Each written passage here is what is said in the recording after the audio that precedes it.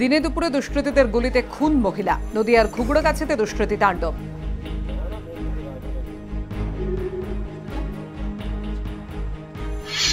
গ্রামবাসীদের দাবি, রবিবার সকালে পাশের গ্রাম পীরপুর থেকে প্রায় 20 থেকে 25 জন দুষ্কৃতী তাদের উপর চড়াও হয়। বাধা দিতে গেলে এলোপাথারি গুলি ছুড়তে থাকে দুষ্কৃতীরা। গুলিবিদ্ধ হয়ে ঘটনাস্থলে মৃত্যু হয় অর্পণা বাগ নামে এক মহিলার। উনি উঠে বেরিয়েছে, যে কি হচ্ছে, যে এই এই লোকটাকে ধরে সেই একেবারে বাড়িতে বিছাই তার জন্য বন্দুক সেই এখন পীরপুর পাড়ারা এসে দখল করছে। এই ঘটনার প্রতিবাদে প্রায় 1 ঘন্টা খালগড়িয়া রোড অবরোধ করে গ্রামবাসীরা। ঘটনাস্থলে পৌঁছয় পুলিশ।